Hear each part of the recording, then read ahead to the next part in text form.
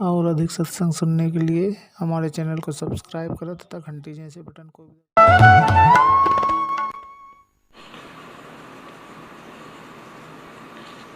आस्था channel पर भक्तात्मा बड़े प्रेम पूर्वक और श्रद्धा पूर्वक ये सत्य राम कथा सुन रहे हैं।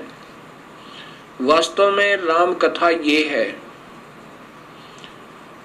अभी तक हमने रामायण आदि सुना, कृष्ण लीला आदि सुना, ये आंशिक राम है, ये विभागीय साहेब हैं, ये केवल एक ब्रह्मांड में अर्थात समझो एक प्रांत के विभागीय मंत्रियों की ही महिमा से हम परिचित हुए।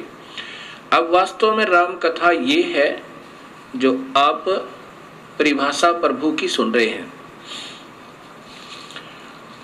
इसको सुनकर जो शंकाएं सृष्टि रचना के बारे में भक्तात्माओं के मन में उत्पन्न हुई, वो क्या है? हमारे पास पत्र और साथ में टेलीफोनों से उन्होंने बड़े प्रेम पूर्वक विनम्र भाव से जानना चाहा। कहते हैं कि ये शंकाएं हमारे हृदय में घर किए हुए हैं। वैसे आपके द्वारा दिए गए प्रमाण शब्द सिद्ध हैं, उनमें गुंजाइश नहीं है मन को कहीं भी छिद्र ढूंढने की। फिर भी ये मन कहीं ना कहीं छोटी छोटी आंट बना करके हमें ऐसे कचोटता ही रहता है। बड़ी आपकी कृपा होगी अगर ये छोटे छोटे प्रश्नों के शंकाएं भी हमारी दूर हो जाएं।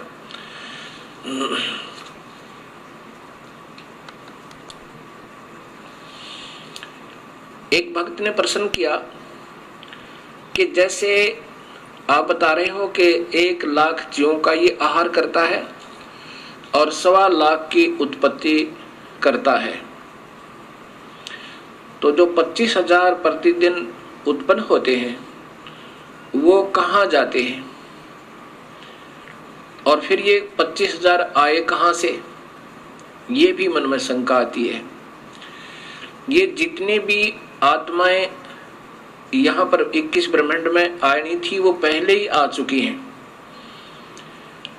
अब उनको मानव शरीर 25,000 एक्स्ट्रा दे रहा है, फिर ये मर जाती हैं। उनको कभी चींटी बना दिया, कोई गधा बना दिया, एक चींटी के बिल में न जाने करोड़ों अरबों खरबों की संख्या में बना कर ठोक दिए इस काल भगवान ने। इसीलिए 84 लाख जोनियां बनाई इसने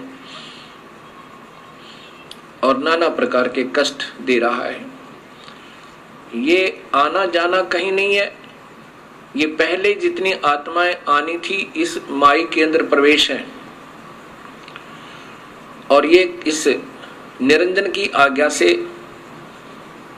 उत्पत्ति करती है। और साथ में फिर इन्होंने अपना एक अलग सिस्टम बनाया, रजोगुण प्रभावित करके, विषय वासनाओं में से प्रभावित करके ये सभी जीवों से स्वयं ही उत्पत्ति करवाते हैं। इसका प्रथम का उत्तर ये हुआ। दूसरे भक्त ने प्रश्न किया कि निरंजन ने जब तप किया, क्या प्रभु कबीर साहब को इस बात का ज्ञान नहीं था कि इसके मन में क्या है? कबीर परमेश्वर सर्वशक्तिमान सर्वज्ञ है और ये जानी जान है, ये हृदय की भी जानते हैं। जब इस ज्योत निरंजन ने तप किया, कबीर परमेश्वर ने उसी समय सोच लिया था कि ये गलत रास्ता अपनाया है और साथ में हमारे हृदय में जो कमियां आई थी, इस निरंजन की तरफ हम आसक्त हो रहे थे, तब भी कबीर परमेश्वर ने आकाशवाणी की थी कि इस नादान की नादानी मत देखो। तो हम हृदय से तो इसको चाहते रहे और ऊपर से हम चुप रहे।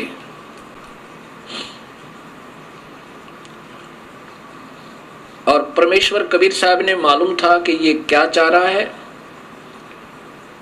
वो सर्वशक्तिमान है। दूसरा प्रश्न ये हुआ कि कबीर परमेश्वर ने जो सर्वप्रथम जिस आत्मा ने स्वीकृति दी थी उसको कन्या लड़की ही क्यों बनाया, किसी और रूप भी बना सके थे, पुरुष ही बनाकर उसके पास भेज देते हैं।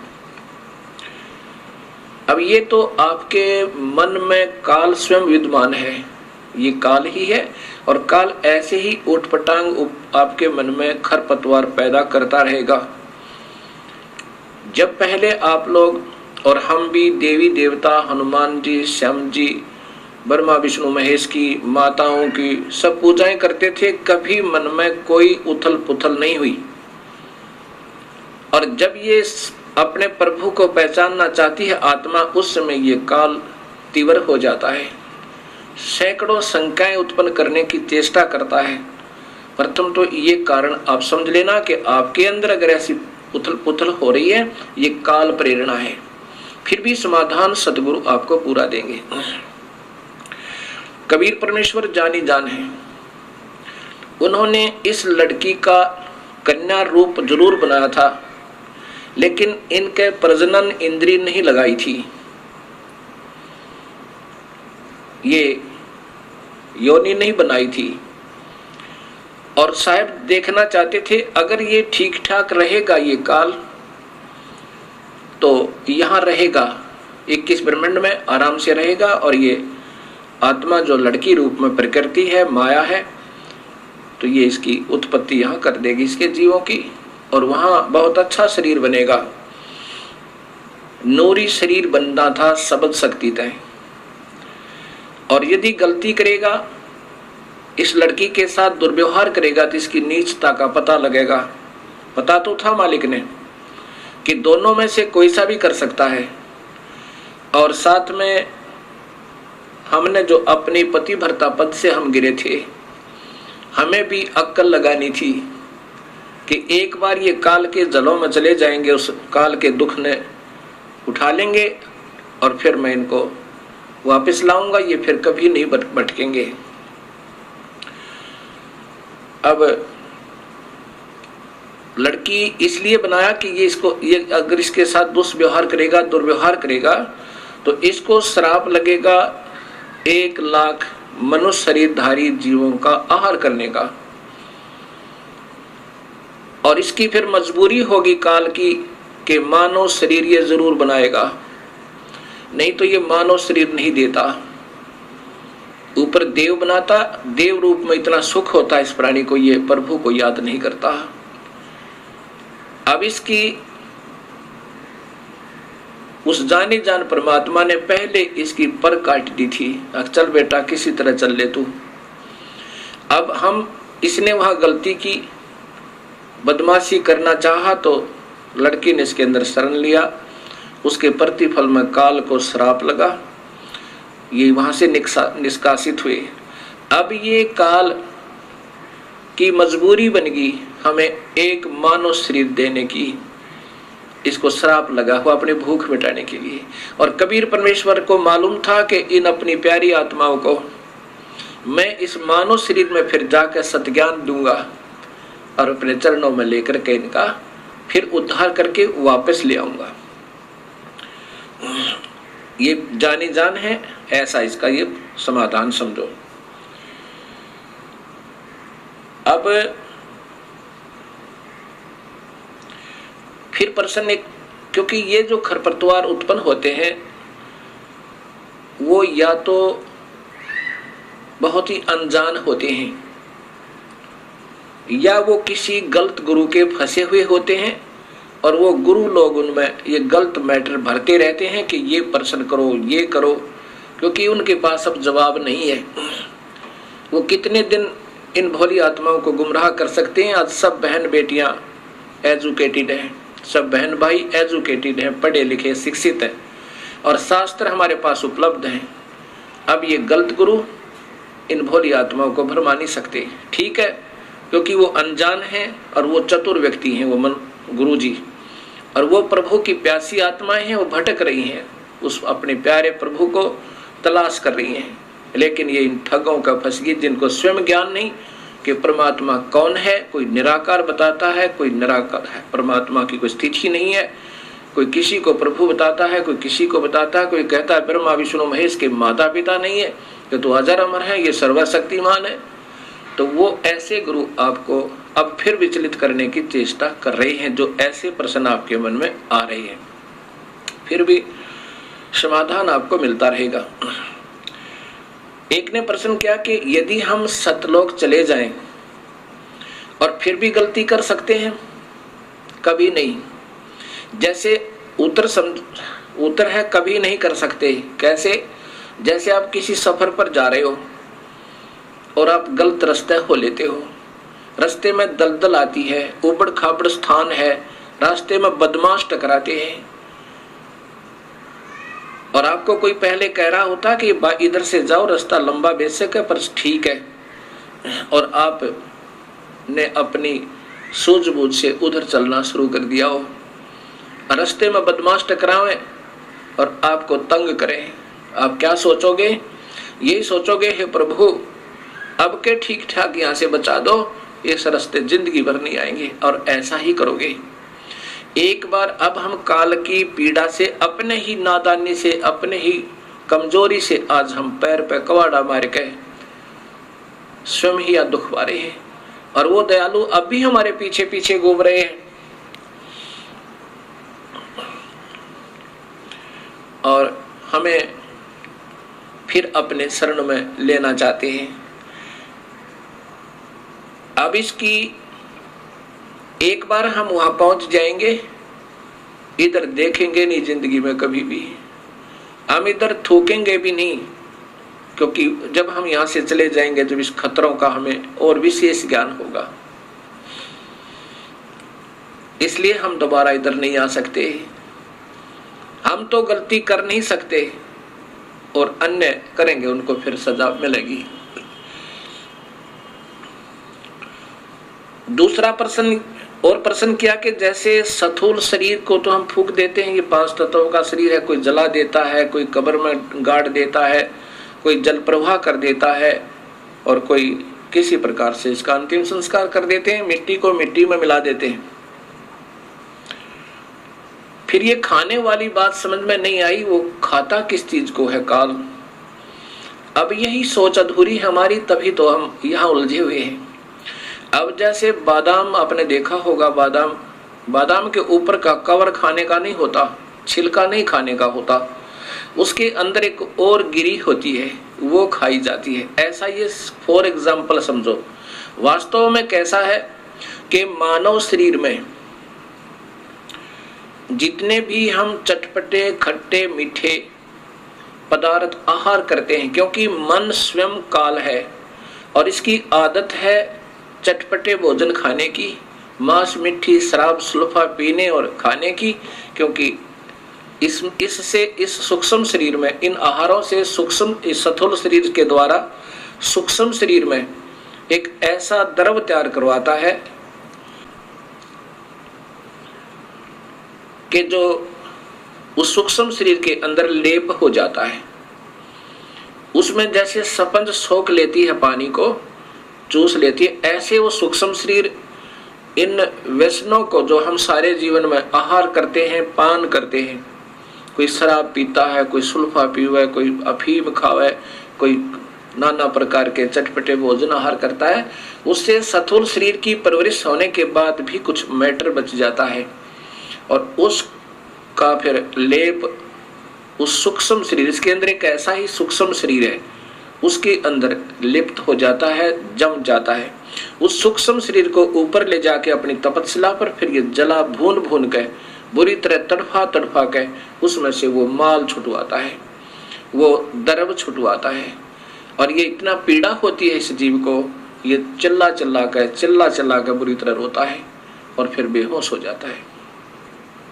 और जब इसमें से सारा मैटर निकल लेता है, इसने ऑटोमेटिक सिस्टम बनाया हुआ है, फिर इनको वहां से उड़ा देता है। फिर ये आकर के धर्मराय के पास लेखा जोखा करवाते हैं। फिर कर्म आधार पर इनको फिर 84 लाख जूनिया स्वर्ग नरक आदि प्राप्त होते हैं। और फिर कर्म आधार पर स्वर्ग नरक 84 लाख जूनिया ये अलग से फिर इस ये काल इनको देता है। ये दंड अलग से होता है।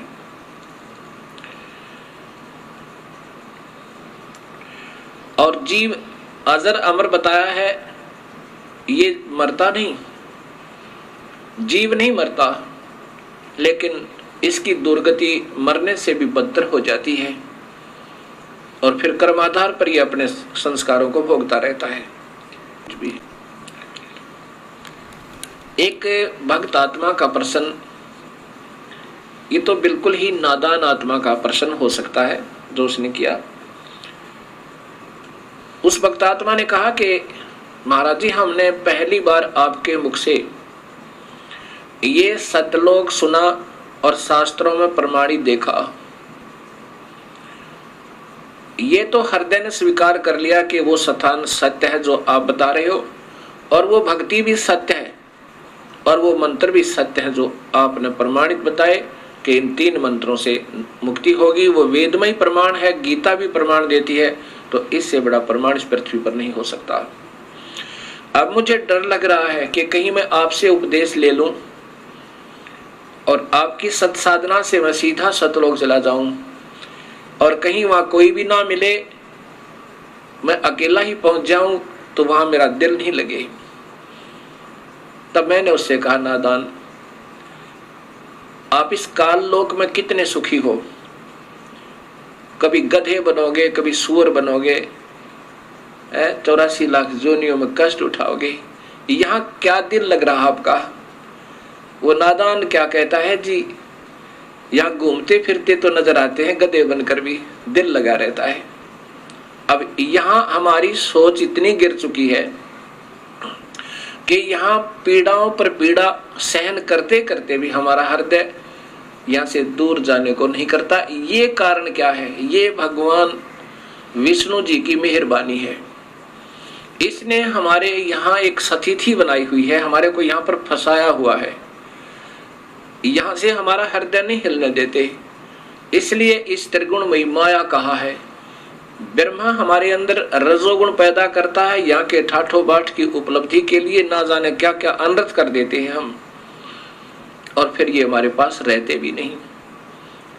ना कार रहती है, ना कोठी रहती है, ना संतान रहती है, ना संपत्ति रहती है, और जब तक ये शरीर रहता है हमारी वृत्ति ये खराब रहती है। ये भी जोड़ दूं, ये भी बना लूं, ये सुविधा उपलब्ध कर लूं, ये शरीर ही छूट जाता है, फिर ये प्राणी रो रो के टक्कर मारता है।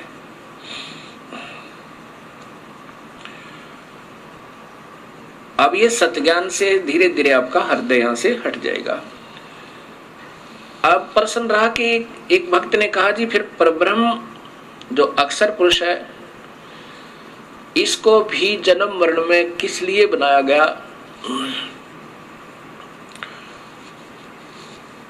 हाँ, इसने जब क्षर पुरुष ने अर्थात इस ब्रह्म ने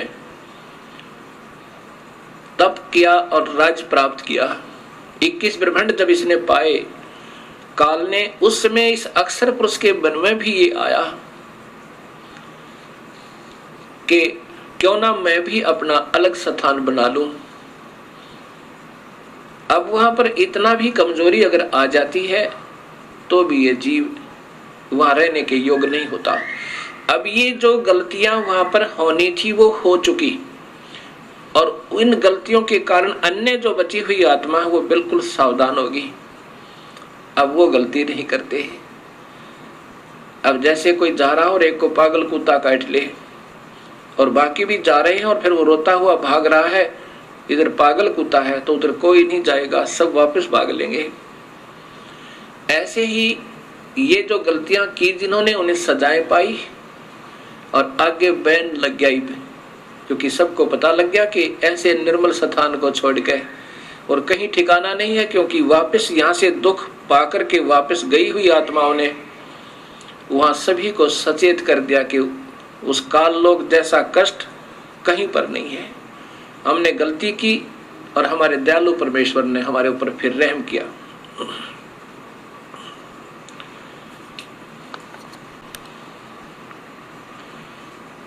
ये परब्रह्म की जो का 7 संख ब्रह्मांड बनाए, उसमें कुछ आत्माएं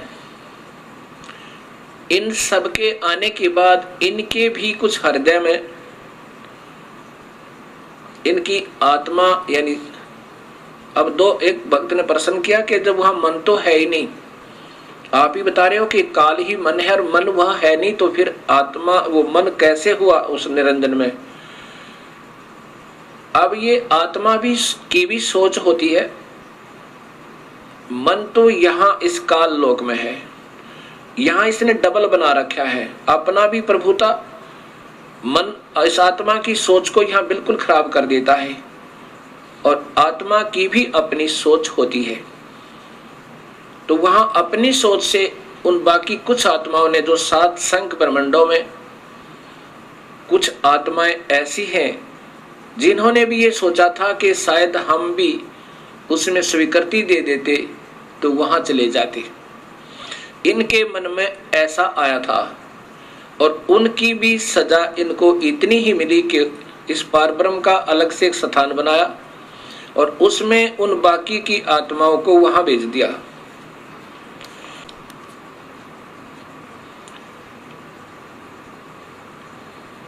अब जो आत्मा परब्रह्म के लोक में रहती हैं, अब उनको ज्ञान हो गया कि वो तो बहुत परेशान है नीचे के लोकों के व्यक्ति, जितनी आत्मा गई है। अब वो कभी नीचे की वृत्ति नहीं रखते, और जो आत्माएं यहाँ सतनाम प्राप्त कर लेती हैं, केवल सतनाम। सतनाम कौन सा होता है? 2 मंत्र का। एक तो उसमें ब्रह्म का मंत्र ओम है, और दूसरा और मंत्र है, वो सांकेतिक रखा है, वो अधिकारी को ही बताया जाता है जिसको देना होता है। और जो अधिकारी संत होते हैं वही देवे, तभी वो काम करे। जिनको सतनाम मंत्र प्राप्त हुआ और उनकी श्रद्धा अपने गुरु में नहीं रही,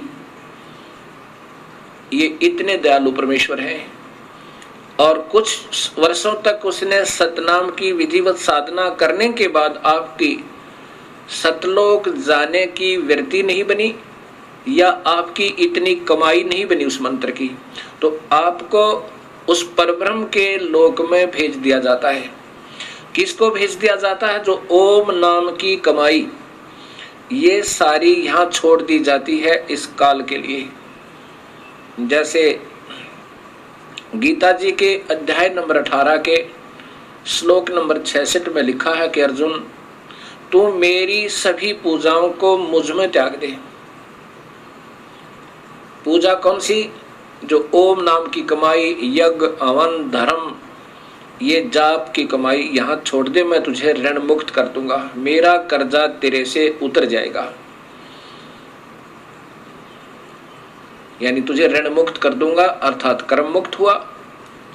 वो आत्मा फिर इस पारब्रह्म के लोक में चली जाती है, और वो लोग एक तो वहां पर ये खाता नहीं, जैसा मैंने पूर्व बताया कि पूर्ण परमात्मा तो खाने वाले, वेद में लिखा है ऋग्वेद में कि खाने वाले और न खाने वाले इन दोनों भगवानों से भी बड़ा है। खाने वाला काल है, न खाने वाला ये परब्रह्म है, इनसे भी बड़ा है, अर्थात वो सत्पुरुष है। तो वो परब्रह्म जीव आहार नहीं करता, उसने ऐसी गलती कोई नहीं की, लेकिन मन में फिर भी थोड़ी कमजोरी, उसकी आत्मा में थोड़ी सी वीकनेस आई थी, तो उसका भी सजा उसको भोगना पड़ा।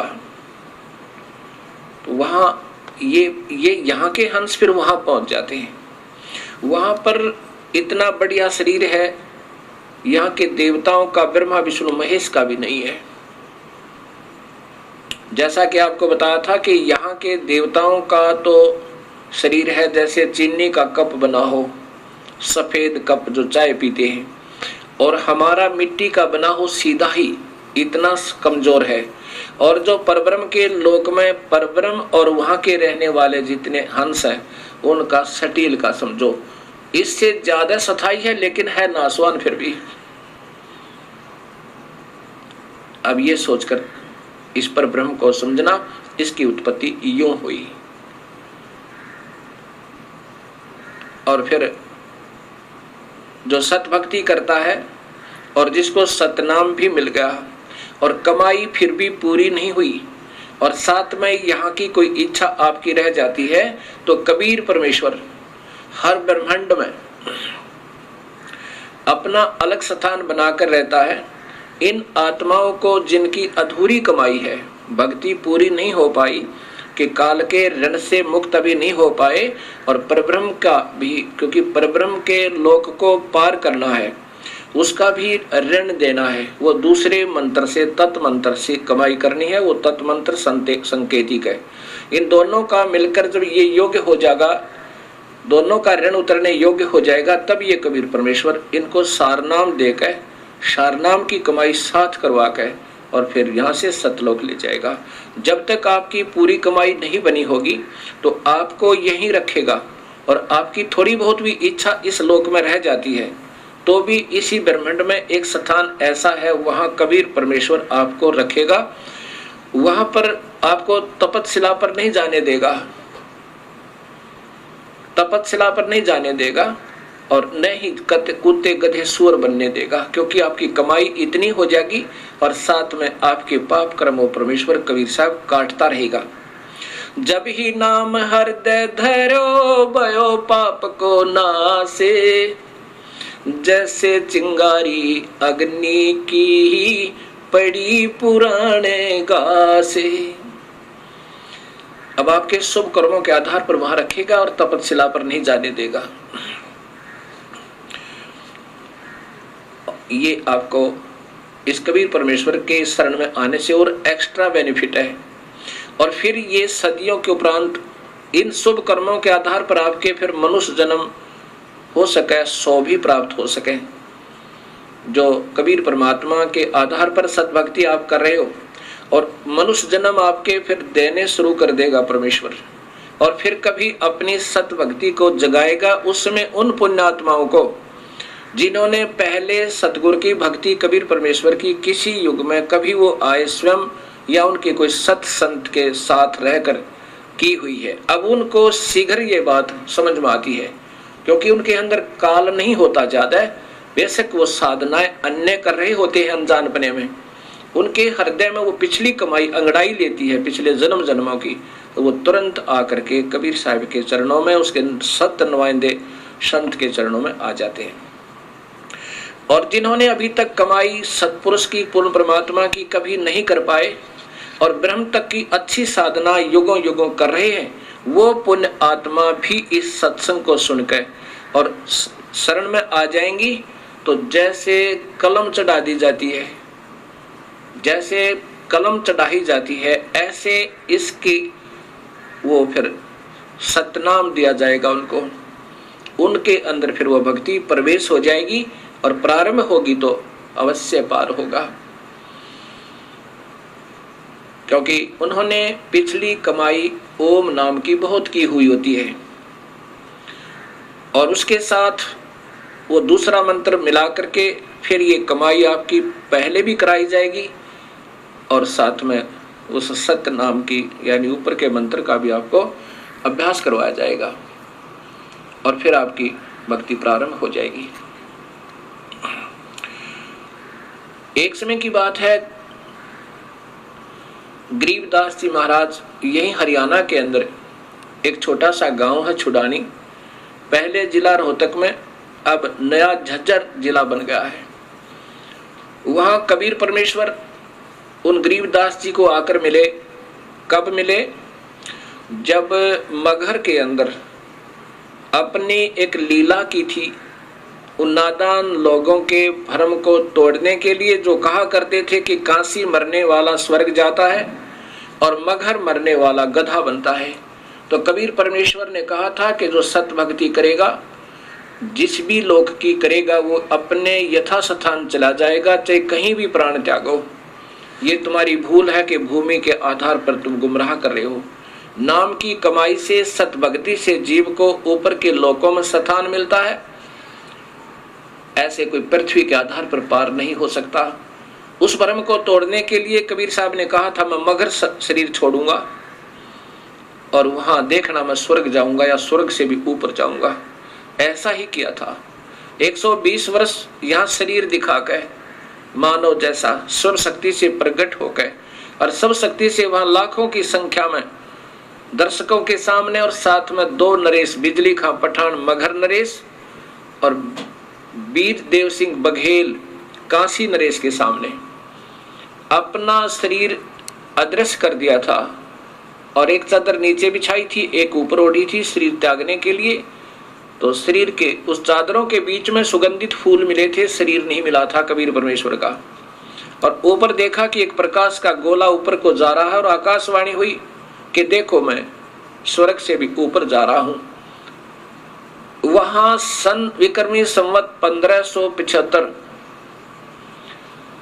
सन 1518 में अपने सह शरीर सतलोक गवन के उपरांत सन 1717 में 199 वर्ष के बाद वो कबीर परमेश्वर सह शरीर प्रकट होकर गरीबदास जी जब गायों के पाली गए हुए थे, उनके गवाले थे, चरवाहा कर चरा रहे थे अपनी गायों को, वहां खेतों में आके स्वयं प्रकट हुए मानव शरीर, क्योंकि उनका मानव जैसा शरीर है परमेश्वर का। 199 वर्ष के बाद कबीर साहब स्वयं अपने सतलोक से आकर गरीबदास जी को वहां मिले खेतों में। वहां आज भी यादगार बनी हुई है उस परमेश्वर के प्रकट होने के प्रकट स्थल की।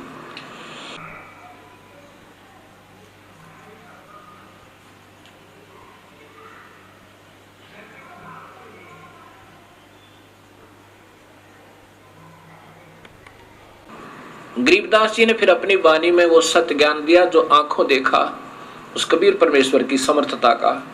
कबीर साहब गरीबदास जी की आत्मा को लेकर धर्मराज के दरबार में पहुंचे। धर्मराय यहाँ का न्यायाधीश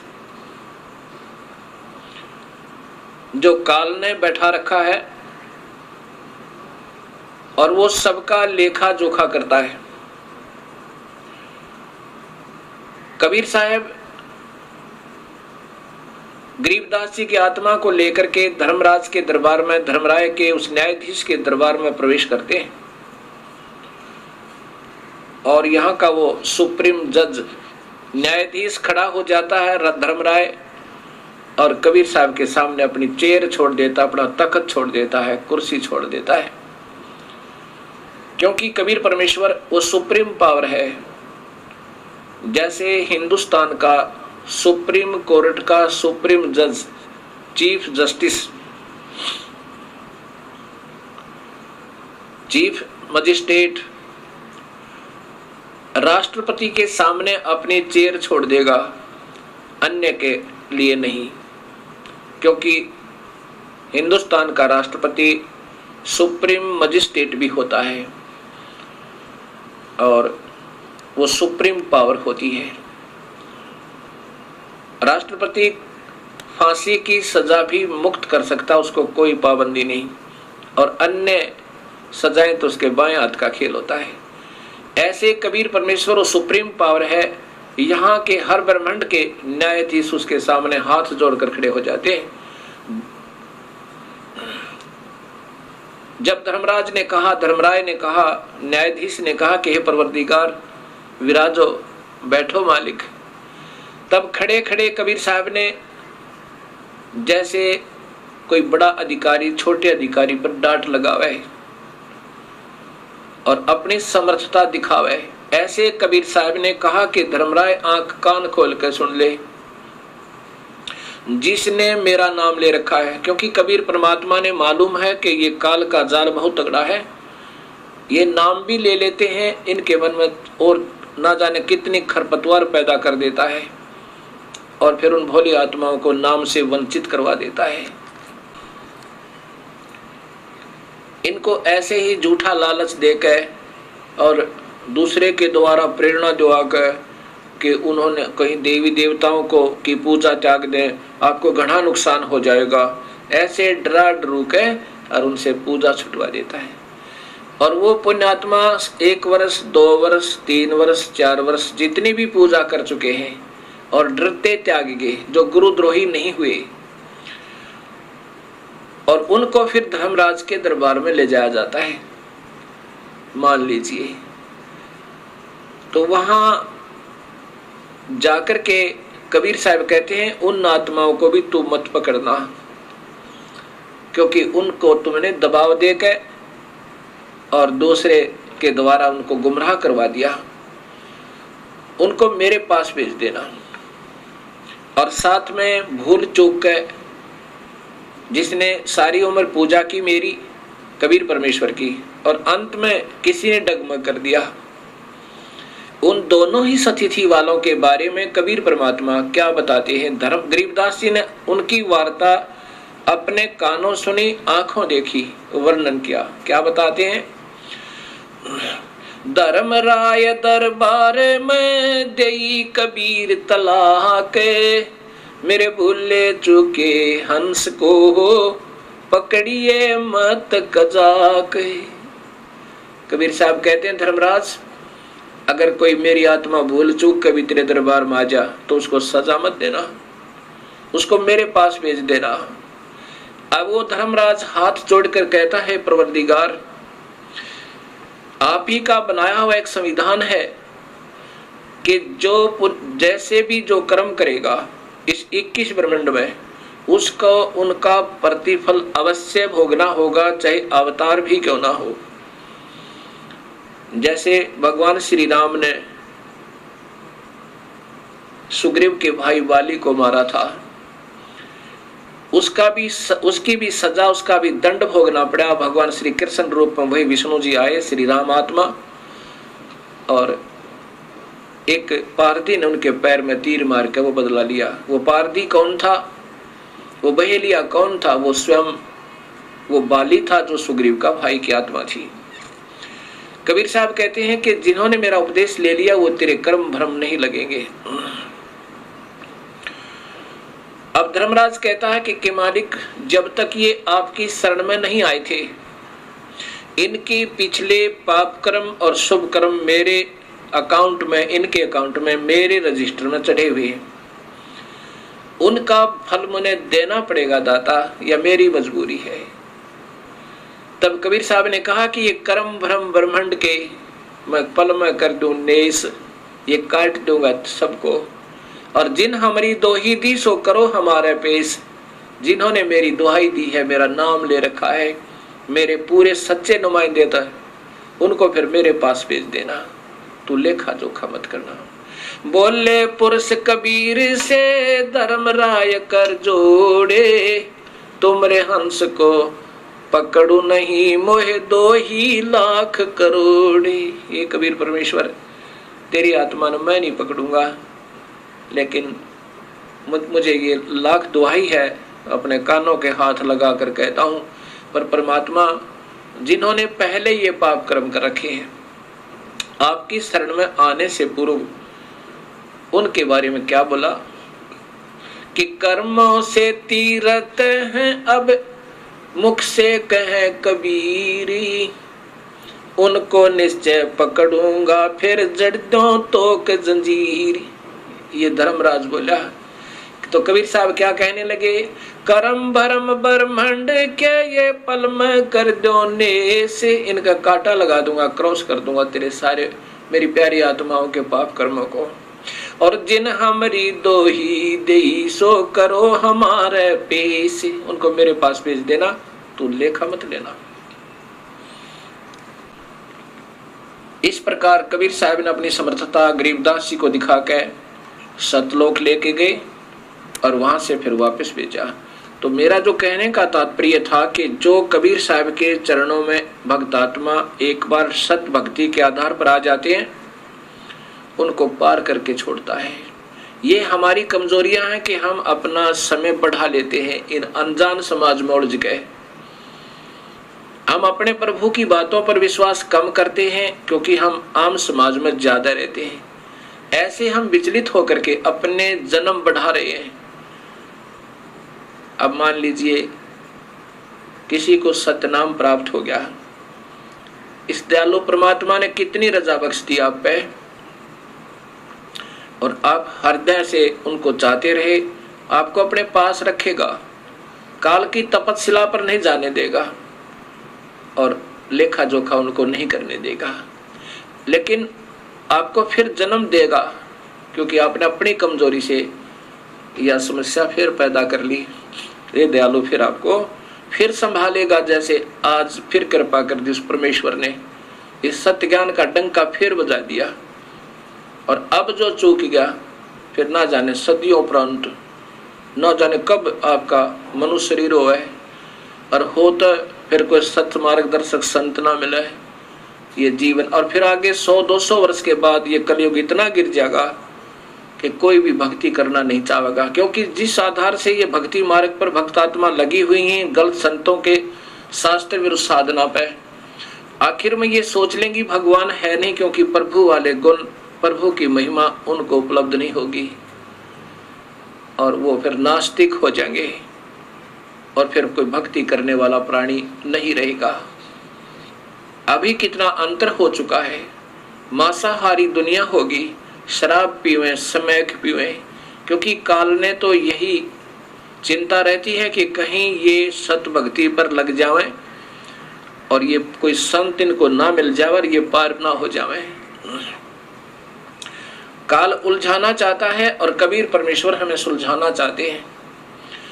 अब जैसे कलयुग में कबीर परमेश्वर की और काल की वार्ता हुई थी, तो काल ने 3 युगों में कम जीव वापस ले जाने की प्रार्थना की थी वचनबद्ध करके। कबीर साहब जानी जान है। यहां भी शंका आ सकती है कि क्या कबीर साहब को मालूम नहीं था ये क्या मांगेगा। जब काल ने कबीर साहब से मांगा था कि हे परमात्मा वचनबद्ध हो जाओ, तब मैं आपसे कुछ याचना करना चाहता हूं, क्योंकि काल ने कबीर परमेश्वर की के पैर पकड़ कर छोड़े नहीं, रो रहा बुरी तरह। तो कबीर साहब जानी जान थे, उसको मालूम था कि बच्चे की दौड़ कहाँ तक होती है, क्या मांग सकता है ये। इसने क्या मांगा था कि दाता 3 युगों में जीव थोड़े ले जाना सतलोक में, और चौथा युग जब कलयुग आवे तब शरण जीव बहु जावे। तब इसने कहा था कि चौथे युग कलयुग में आप कितने ही जीव ले जाना। कबीर साहब को मालूम था कि सतयुग त्रेता द्वापर में यो जीव घना दुखी नहीं होता। सतयुग में इतना सुख होता है कि पत्नी से पहले पति नहीं मरता, पत्नी विधवा नहीं होती, और पिता के सामने पुत्र की मृत्यु नहीं होती। शरीर बहुत सुंदर स्वस्थ और साथ में लाखों वर्ष की आयु होती है। कोई प्रभु नहीं बदना चाहता और भजते हैं, क्योंकि सब में छोटी मोटी सिद्धियां होती हैं। तो ओम नाम के आधार पर वेदों को पढ़ पढ़ के और उसी में मस्त रहते हैं रहेंगे। इसलिए मालिक ने मालूम था कि सतयुग त्रेता द्वापर में ये प्राणी मेरी बात को कम स्वीकार करेंगे, क्योंकि ये दुखी थोड़े होंगे। और जब कलयुग आवेगा इनको पर कहर तोड़ेगा ये काल। भौतिक सुख तो नजर आएगा पर आत्मा की शांति नहीं होगी। किसी की ऐसी भयंकर बीमारियां पैदा कर देगा, किसी का कैंसर हो रही है, किसी का एड्स हो रही है, किसी का कुछ पैदा कर दी, किसी की आंख फूट गई, किसी को व्यापार में घाटा। और फिर काल को चिंता बन गई कि कहीं अब कबीर परमात्मा का कोई सत्य नुमाइंदा ना आ जावे और सत भक्ति इनको ना बता दे। मनुष्य शरीरधारी प्राणियों को अब भौतिक सुविधाओं का ढेर करवा दिया, ऐसे चैनल चलवा दिए दिन रात चले टीवी पे। दिन में तो धंधा करो और शाम ने गुटी ला ले, शराब पियो, और जब रात ने आँख खुल जा रात्रि को तो टीवी ऑन रिमोट से लेटा लेटा कर लो। फिर उसमें गंदे गंदी फिल्में, गंदे गंदे गाने सुना के पढ़ते पढ़ते चलते चलते सो जाओ। प्रभु को मत याद करो। लेकिन उस कबीर परमेश्वर ने आज भी रजा बख्श दी। उसी इस साइंस की सुविधाओं को आज सदुपयोग कर रहे हैं परमेश्वर।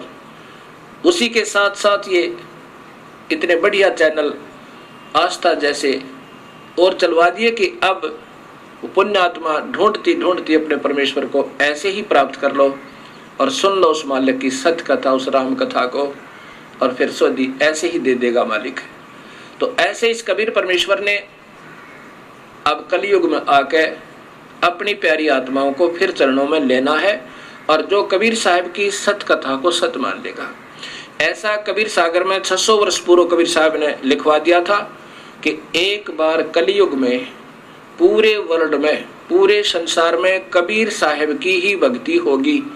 इन प्यारी आत्माओं को वो स्वयं आएंगे या अपना कोई नुमाइंदा भेजेंगे और सबको अपने चरणों में लेंगे। ये नाना मजहब समाप्त हो जाएंगे, ना कोई हिंदू रहेगा, ना मुसलमान, ना सिख, ना ईसाई, क्योंकि इस काल ने हमें चार बना दिया और आपस में हमें लड़ा रहा है, एक दूसरे को बड़ा और छोटा करके। कहते कोई कहे हमारा राम बड़ा है और कोई कहे खुदाई रे, कोई कहे ईसा मसीह बड़ा है, ये बाटा रहे लगाई रे। एक परमात्मा और लड़े न्यारे न्यारे, जैसे मासूम बच्चे, अनभोल बच्चे लड़ा करते हैं। एक बच्चा कहता ये मेरा पिताजी है, दूसरा कहता नहीं मेरा पापा है, और पापा दोनों का। वो कहता तेला मालूंगा झूठ, मेरा पापा तेला नहीं है। तो ऐसे हम अबोध हैं, हमें ये नहीं मालूम हमारा पिता एक है, कबीर परमेश्वर। कोई कहता हमारा मजहब बड़ा है, वो कहता हमारा मजहब अच्छा है। मजहब है तो अच्छा है, जो मजहब नहीं है तो अच्छा नहीं है। मजहब धर्म की क्या पहचान होती है कि बीड़ी, शराब, मांस, तंबाकू उस धार्मिक मार्ग में नहीं होनी चाहिए तो वो अच्छा है। आन उपासना नहीं होनी चाहिए, केवल एक प्रभु की पूजा हो तो वो मजहब अच्छा है। अगर ऐसा नहीं है तो वो मजहब है ही नहीं। अच्छा बुरा तो बाद की बात है। धर्म धार्मिकता के आधार पर चलता है और धार्मिकता बीड़ी, शराब, मांस, तंबाकू पीने वालों के कभी निकट नहीं आ सकता। प्रभु वो धार्मिक नहीं हो सकते। जो मांस खावे वो धर्म को कैसे स्वीकार करे? जो शराब पीवे, शराब पीकर इंसान ना जाने अपने पिता को के बुरा वचन बोल दे, ना जाने अपनी माँ का हाथ उठा दे, ना जाने क्या जुल्म कर डाले। और तम्बाकू को इतना बुरा बताया है कि उसके तो पापों का गिनती नहीं की जा सकती। कबीर साहब कहते हैं कि हुक्का हरदम पीवते ये लाल मिलावे धूर, इसमें संशय है नहीं जलम पाछले सूर। 100 नारी जारी करे सुरापान 100 बार, एक चलम हुक्का पी भर दे डूबे काली धार। इतना भयंकर पाप इस तम्बाकू में लिखा है। इन पापों को करता हुआ फिर धर्म कैसे कमा सके प्राणी? एक भक्त आत्मा कहता है कि हम आश्रम में नहीं पीते बीड़ी शराब आदि, अपने गुरुओं के पास जाते हैं, बाहर पीते हैं। जहर को कहीं खा लो, बाहर खाओ चाहे अंदर खाओ, आश्रम में खाओ चाहे बाहर खाओ, जहर ने असर करना ही करना है। एक कहता जी बीड़ी से तो इतना पाप नहीं होता, मांस और शराब तो बुरा है, क्योंकि वो बीड़ी स्वयं पी रहा था। अब ऐसा ही है, जिसकी जो लत पड़ी हुई है उसको त्यागने को तैयार नहीं। दूसरों को कहता वो तो खराब है, ये तो कोई बात नहीं। अब कोई बीड़ी पी रहा है, वो तो अपनी भक्ति का विनाश कर रहा है। जैसे खीर बनावे, हलवा बनावे और बना के उसमें बालू रेत, यानी उसमें रेत डाल दे, मिट्टी डाल दे, बताओ वो क्यों बनाई? क्या फायदा बनाने का भी? भक्ति करे और कुबिद कमावे, वो कभी सफल नहीं हो सकता, वो तो बिगाड़ दी उसने साथ के साथ। ऐसे ही आन उपासना, एक प्रभु की, एक गुरु पर आश्रित कर होकर एक ही प्रभु की साधना जो नहीं करता, उसको गीता में व्यभिचारिणी भक्ति कहा है। जो स्त्री एक पति, अपने पति पर ना रुक कर वो नाना जगह धक्के खाती है, उसको ऐसी संज्ञा दी है। जो एक परमात्मा की भक्ति नहीं करते, देवी भी, देवता भी, तीर्थ भी, फलाना भी, ढकड़ा भी, मंदिर भी, मस्जिद भी, कहते हैं वो व्यभिचारिणी भक्ति कर रहे हैं। और अव्यभिचारिणी भक्ति से प्रभु की प्राप्ति हो सकती है। तो हम देख लेना हमारा समाज क्या कर रहा है। तो ऐसे जब हम सत भक्ति पर लगेंगे तब ये हमें ज्ञान होगा और भक्ति हमारी सुचारू चल पाएगी। अब प्रसंग चल रहा है कि कबीर परमात्मा के चरणों में आने के बाद इस जीव को फिर यहां से निकलने का एक चांस मिलता है। और जब ये सत भक्ति प्रारंभ होती है, धर्मदास जी को कबीर साहब ने कहा कि धर्मदास, जो मेरी प्यारी आत्मा, मेरे द्वारा भेजा हुआ रसूल, दूत, भक्ति का मार्ग का सत भक्ति बताने वाला, मेरा संदेश वाहक, वो संत सत भक्ति को जब दृढ़ करेगा, उस समय के वर्तमान के संत और महंत उसके साथ लड़ाई करेंगे, रहाड़ कर बढ़ावेंगे और दुनिया को गुमराह करने की चेष्टा करेंगे, ये झूठ बोल रहा है। कबीर साहब कहते हैं कि जो मम सत शब्द दर ढावे, उसके संग सब राड बढ़ावे, अस संत मंथन की करनी और धर्मदास में सुनाऊं वर्णी। ये उनका विवरण बताता हूं। उस समय के संत नकली और नकली ये महंत उस मेरी प्यारे हंस के साथ द्वेष करेंगे और जनता को गुमराह करने की चेष्टा करेंगे, परंतु मैं साथ रहूंगा, उनकी बिल्कुल नहीं बस आवेगी, क्योंकि सत्य का अंत नहीं होता, असत्य का पैर नहीं होते। उसमें के ये असत्य पर आधारित विचक्षण ये चतुर संत शास्त्र विरुद्ध साधना बता रहे होंगे, और जब हमारे शास्त्र अनुसार साधना प्रारंभ होगी तो सब समझेंगे और उनसे अपनी फांसी निकलवा लेंगे उन गलत गुरुओं से। अब यहाँ एक समाधान प्रश्न और उठता है मन में, भक्त आत्माओं के रह कर फोन आते हैं, कहते हैं जी हमने सुना है कि गुरुदेव नहीं त्यागना चाहिए अगर हमने कहीं से दीक्षा ले रखी है, ये तो महापाप बताया है गुरुदेव ने। अब गुरुदेव क्या होते हैं? ये वैद समझो भक्ति मार्ग के और जन्म मरण के दीर्घ रोग के काटने वाले वैद होते हैं। एक डॉक्टर से दवाई नहीं लगाए क्या दूसरा नहीं बदला जाता? तुरंत बदलना चाहिए और समझदार व्यक्ति तुरंत बदलेगा। उसके सामने नहीं मरेगा, उसकी दुकान पर पड़ के अपना पीछा छुटवाएगा, 36 जगह इलाज करवाएगा जब तक उसका रोग ना कट जाए। इसलिए हमने गुरु बदलने में कभी देरी नहीं करे। कबीर साहब ने कहा कि झूठे पक्ष को गुरु को तजते तिनक ना लावा वार, तुरंत त्याग दे उसको जब पता लग जा। कबीर साहब कहते हैं जब बेरा देखा जर्जरा हम तो उतर गए फड़क, फड़क माने एकदम निकल जाए, जैसे जा रहे हैं कहीं समुद्र दरिया से पार होने की चेष्टा करी और देखा कि ये तो स्वयं डूबने वाला है जिसमें हम बैठे हैं, कहता तुरंत कूद जाओ उसमें, बाहर निकल जाए, जान बच जाएगी। ऐसा ही लिखा है। और गरीबदास जी ने तो यहाँ तक लिखा है कि झूठे गुरु का लित्र लावे, एक अनमोल मनुष्य जन्म के साथ धोखा कर रहा है, गलत साधना देकर, गलत नाम बता के, गलत ज्ञान देकर, उस जैसा दुश्मन इस पृथ्वी पर नहीं है। अगर आपका मान ले धन का घाटा हो जाए तो फिर पूरा हो सके, कोई बात नहीं, 2 रोटी खा के इंसान अपना टाइम पास कर सके, और ये मनुष्य शरीर उन नादान संतों के आधार पर व्यर्थ हो गया तो इस तो बड़ा दुश्मन आपका कोई नहीं। और वो प्रमाण कहाँ से मिलेगा? शास्त्र देंगे कि शास्त्र अनुसार साधना है तो सही है, वेदों के अनुसार और गीता के अनुसार यदि आप ब्रह्म साधना कर रहे हो तो ठीक है। वेदों गीता में लिखा कि तीनों गुण रजगुण ब्रह्मा, सतगुण विष्णु, तम गुण शिव जी, इससे नीचे इनकी और इनसे नीचे की जो भक्ति करते हैं देवी देवताओं की करते हैं, वो तो तीनों कहते हैं माया के द्वारा जिनका ज्ञान हरा जा चुका है, त्रिगुणमयी माया, रजगुण ब्रह्मा, सतगुण विष्णु, तम गुण शिव जी। रजगुण ब्रह्मा के द्वारा कैसे हरा है कि ये यहीं की संपत्ति और संतान में ही ये व्यस्त रहता है, यहीं की सुविधाओं को प्राप्त करने में अपना जीवन खो रहा है, ये रजगुण ब्रह्मा की कृपा है। और सतिथि एक दूसरे मोह ममता हो गया, किसी तो प्यार हो गया, कि तो बच्चा मोह ममता, कि तो संपत्ति में अपने आस्था होगी, ये भगवान विष्णु के द्वारा काल ही सतोगुण में पैदा करके और हमें यहाँ जकड़वा रहा है। और शिव जी के द्वारा ऐसा तमोगुण पैदा करवा देता है, छोटी सी बात पर भाई बहन के साथ लड़ पड़े और भाई बहन पर मुकदमा करते, पिता पुत्र न मार दे, ना जाने के जुल्म करवा दे। जैसे पीछे राजाओं की कहानी, राजाओं ने अपने पिता को अंदर कैद में ठोक दिया, स्वयं राजगद्दी पर बैठ गया, ये रजोगुण प्रभावित हो गए। तो इस प्रकार ये काल हमें तीनों गुणों के द्वारा और अपने ही तक की भक्ति पर, इन तीनों गुणों तक ही भक्ति की सीमित रख के, ब्रह्मा विष्णु महेश की भक्ति तक सीमित रह करके हम यहाँ पर उलझे रहते हैं।